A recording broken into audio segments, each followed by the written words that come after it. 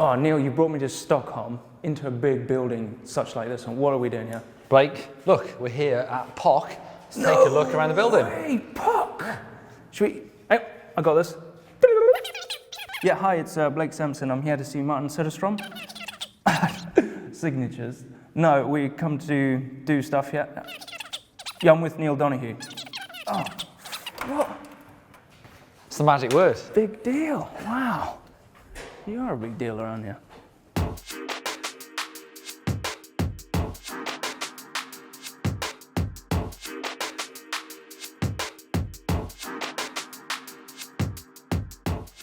As you well know, we've been wearing Pock helmets, Pock eyewear. They do a lot of other cycling products, as well as they're quite heavy into the ski and snowboard situation. That's it, and Pock's really important thing, their mission statement is this: to do the best they possibly can to save lives, and to reduce the consequences of accidents for gravity sports athletes and cyclists. That's us. So, let's have a look around the HQ. Oh, coffee. That is pretty cool. Check out the branded coffee machine. Look at that. Would you like a coffee? Yes, please. All right, Blake, I'll leave you to make those coffees. I'm gonna take a look around. Check out the kitchen, it's amazing, really nice. Got some cycling books down here. Danny McCaskill book, he's a Pock athlete, as seen on YouTube, must be a big deal. Also, this is a bit of a theme throughout the building. We've got the Atlas of Human Anatomy and Surgery. Look at the size of that book. Pock spend an awful lot of time and work on things like their helmets, so they perform as best as possible in crashes. So let's take a look around the building, see where they do all that work.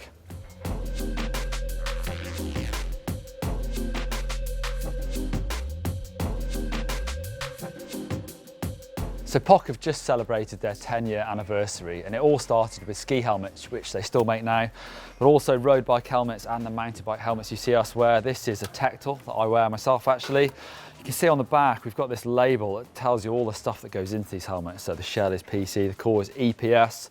There's all sorts of things to make this helmet really protective. Pock say that they could make the most protective helmet in the world, but it would have to be massive. So it's all about protection and performance.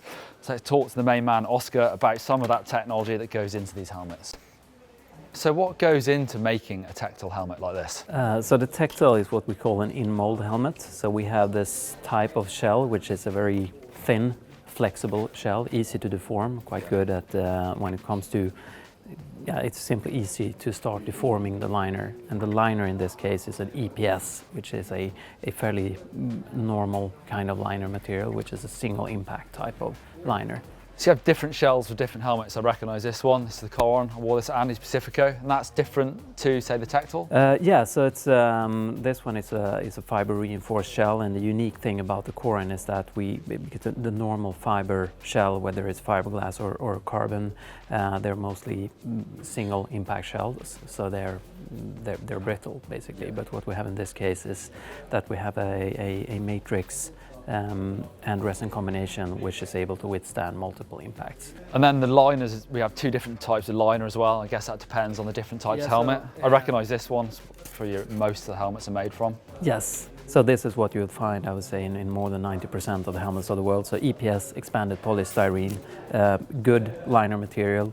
The drawback of this is that it's when you deform it, which is what you do when you fall on it, and you deform it, then it deforms permanently. So you can see it how I press my thumb there, and you have a permanent deformation. Yeah. But we also work a lot with a different liner material, which is a multi-impact type. So you can see when I deform this, it goes back again. Yeah. So it's an elastic deformation. It deforms and it goes back, and this is what we call an EPP liner. So it's a different polymer. And that's the one you'd find in the Coron? Exactly. So in this case, we try to match the properties of the liner with the properties of the shell so that they work together. So it doesn't really make sense to make a multi-impact liner if you don't have a multi-impact shell. Great. Thanks, Oscar. Let's take a look around the rest and see what else goes into making the kit here.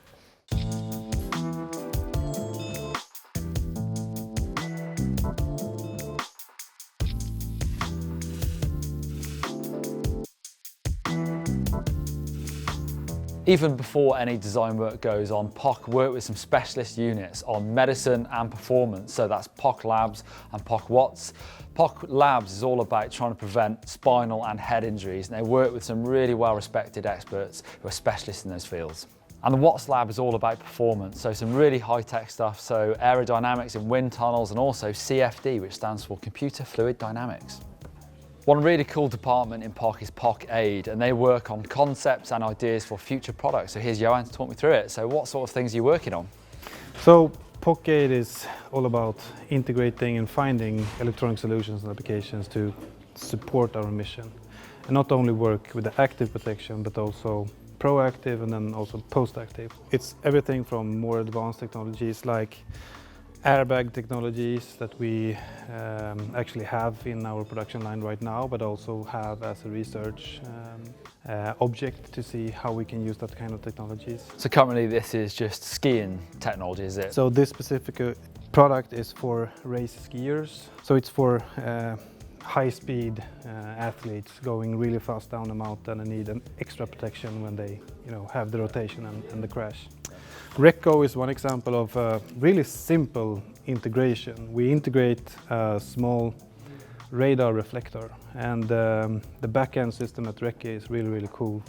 With the SAR1 system, they can scan huge areas to find people. It's all about being searchable. So we've seen this for avalanche safety in ski helmets, but also this is now on mountain bike helmets. Also for mountain bikes, because they have the new technology with the SAR1, the zone that can reach big areas in short time. So it makes sense to integrate it in cycling stuff.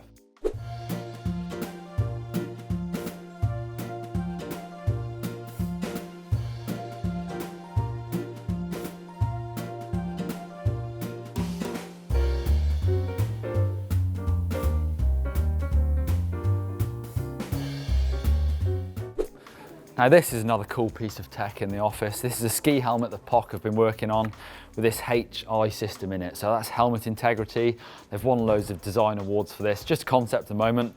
There's all sorts of things in here, so electronic gizmos, I don't really understand, that basically tell you the integrity of this helmet after a crash. So that's really going to help us in the future work out how often and when you do need to replace that helmet. So Pock also make a lot of apparel, and for 2018 they've got a new resistance collection, and it goes back to that mission statement of trying to protect and perform in everything they make. So Amanda, talk me through some of the cool features about the resistance collection. Yeah, so in the resistance collection we focus on the fabrics and the function of the fabrics. And this is our Resistance Pro DH pants, which has a panel on the side and the knee with ceramic printing. Right. So it's a low friction fabric and really durable. So when you crash, you slide rather than stick in. And Exactly. also you have cross-country stuff, so you've got cross-country, downhill and enduro kit. Exactly, yeah. This is a cross-country tee that is designed to look like a t-shirt, but it has an internal gaiter, we call it, to hold your pockets in place. So the pockets will not flap around your back, it will stick to your back. And the same goes with the sleeves. So we have a sleeve gripper inside, like for a tight fitted jersey. So that is Pock HQ, it's very cool I must say. But I hear there's some really good mountain bike trails just 5 minutes from here where they test out all the equipment. So where's Blake? Let's go for a ride. Neil, all right. I'm going to be real fast on the trail though. All right. What are you doing? I thought I'd put this on because it's cool.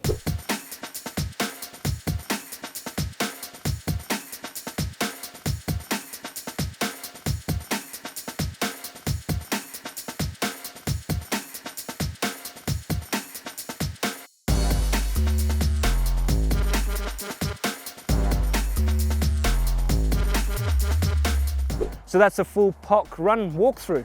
Yeah, what a place. And look at these trails, 5 minutes literally from the office. And there's Oscar, Frederick, Damien, part of the crew, design all kit, and this is where they also test it out on the trails. Nice job. Don't forget to click this button right here to subscribe and you won't miss another video. Click over there for another factory tour of Continental, and down here for an Andy specific video where I put the car on full face down to good use. Thumbs up if you like meatballs. Yes. Get out.